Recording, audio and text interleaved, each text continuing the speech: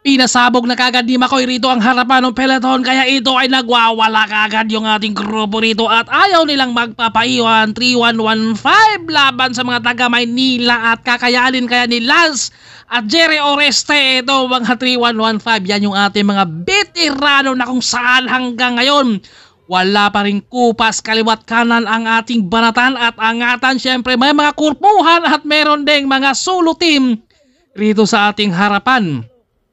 Kapit kung kapit na muna at ayaw na magpapaiwan rito at palakihan ng plato, patag ang ruta kaya mahirap kalaban to.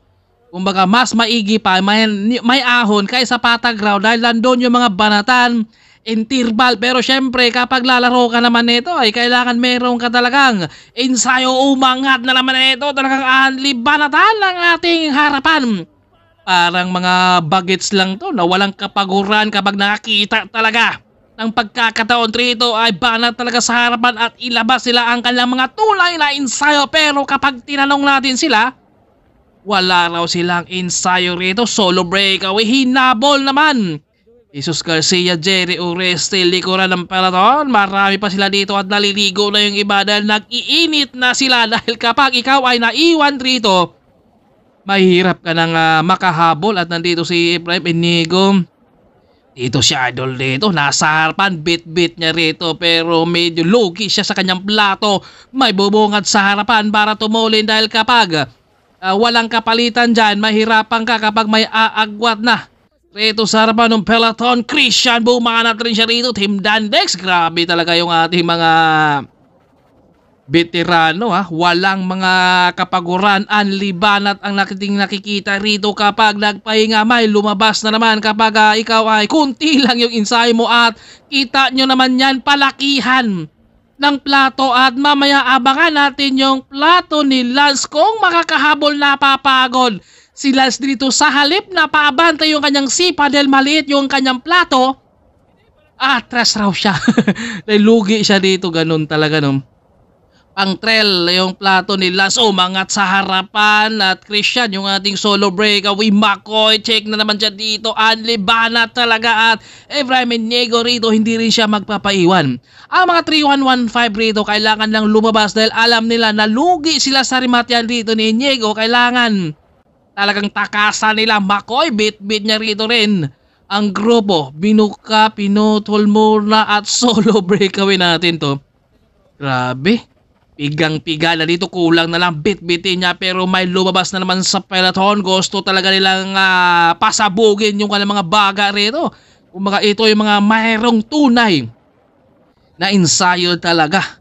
10 ikot high rito at kita nyo naman sa halip na paabante si Lance, atras yung kanyang padyak dahil mailiit yung kanyang plato at dalawang magkakampi na ang nasa ating harapan at Inigo at Jerry Oreste. Nagtsatsaga rin sila at the 2-man breakaway. 3-1-1-5, tumakas na si Joel at Jesus Garcia rito. Kapag dumikit yung dalawa, abangan natin yung krimatihan dahil makikipagkrimatihan talaga yan. Si Efraim at si Jerry Oreste, dapang-dapa na si Jerry, inantay naman.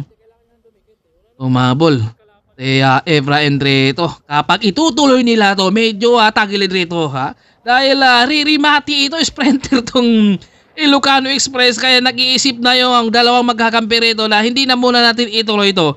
Dahil kapag ituloy natin, medyo delikado.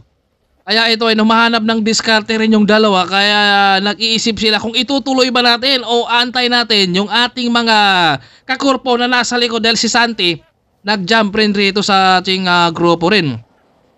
Joel ang nasa harapan, syempre hindi niya pwedeng ituloy yan. Dahil merong sprinter at si Santi nag-jump rin sa grupo. Sumama rin dito. Magkakampi. Tatlong magkakampi na ang nandito. Plus solo si Jerry, solo rin. Etong si Efraim na Inigo. Grabe yung mga banatan talaga rito. Parang mga bagets lang yung nakikita natin rito. At Joel umangat at tinabol ni Santi. Umbaga pinigilan ni Santi rito dahil naisip ni Santi na ako na lang ang maghahatak rito, trangkuhan ko na lang rito. Kumbaga kayo nang bahala tumakas dahil delikado kapag isama natin itong Ilocano Express. Baka masila tayo rito. Dahil malakas rumimate itong si Efraim Inigo Kumbaga si Santi ang humahatak dyan dahil naisip ni Santi na sprinter yung kasama natin. Syempre, medyo talagang bagets pa to. Ilocano Express. At nasa likod si Jesus, Joel, Efraim, Jerry at Santi ang nasa harapan. Si McCoy naghahabol rin dito.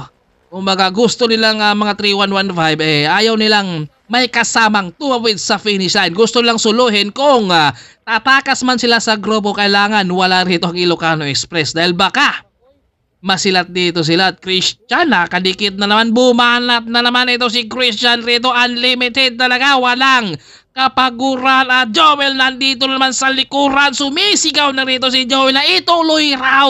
At syempre Efrain, hindi rin siya magpapaiwan rito kahit pagod na yan. Kanina pa yan sa habol ng habol, pinagbabanatan at pinapakalas talaga siya rito. At si McCoy bumanat na naman. Walang magawa rito. Habol na naman si Efrain dito dahil kailangan niyang habulin sa bawat labas ng mga 3115. Kailangan niyang dikitan. Joel sa kanan, lumabas na naman at hindi talaga pwedeng pigilan itong mga veterano natin na umangat at solo na naman itong si Joel Calderon. Napakasulit na naman yung kanyang maintenance. Si Lance bumungad ang maliit na plato. Paabanti kaya yung kanyang sipa o patras. Lugi siya dito talaga. Dahil yung kanyang plato ay pang trail. Samantang yung mga kasama niya 48, lugi talaga siya rito. Kaya sa halip na paabanti yung kanyang sipa ay paatras siya at solo breakaway. Kita nyo naman yan, kalahati lang yung plato ni Lance. Kaya hindi talaga siya didikit kahit anong sipa. Mapapagod lang si Lance doon sa kanyang pagtatrangko. At solo natin itong si Joel walang kapaguran. Grabe yung ating mga veterano, mga 3115. Kanina pa yan sila banat ng banat para mga bagets lang to na walang kapaguran. At maraming salamat sa lahat ng mga followers natin. Thank you. At maraming salamat din kay Sir Alex Bilan, sa lahat ng mga team, sa lahat ng mga subscriber. Thank you. Ito yung dekora ng ating peloton. Marami pa sila dito, yung mga walang magkakampi dyan. Pwede silang magtulungan, yun nga lang. Kapag kunti lang talaga yung ensayo mo, lalo si Lance, nagtitipid din siya dahil baka wala raw na siyang pang-uwi ng Maynila. Kailangan niyang magtipid at likod na muna siya. Grabe. Yan yung mga karimatihan nila Risty talaga. At ito ay naku, sumabit dito si Idol. Yung harapan medyo tubabingi yung kanyang manubila. Paglingon, pagbalik niya nag-sidestep. Anong sidestep? Wet mix. Ito medyo nagasgasan talaga yung siko at ni Idol rito. At nandito naman si Bayani na handang tumulong. Dahil paglingon, pagbalik, medyo tumama. Kaya nag-sidestep yung kanyang bike rito. Siyempre, nandiyan mga 3115 na tinulungan naman rito si Zer. At meron tayong solo breakaway. Ito, medyo masakit talaga yan. At dito naman, Jesus Garcia nagtsatsaga. Kita nyo naman yung mga plato. Double-sided rin, ha? Grabe yung mga plato talaga rito. Kaya si Lance, nahirapan siya at kita nyo naman yan, ramdam na yung pagod pero kailangang tiisin dahil syempre kailangan manalo dahil malayo yung dayo. At meron siya kakabila sa harapan at kita nyo naman yung plato nila. Sa halip na paabanti pa, atras yung kanyang sipa dahil maliit yung kanyang plato, babawi na lang siya raw sa susunod na laban at walang magawa ito si Efrain Inigo rito kundi hahatakin niya dahil nasa likod naman itong si McCoy ang kakampi na nasa harapan.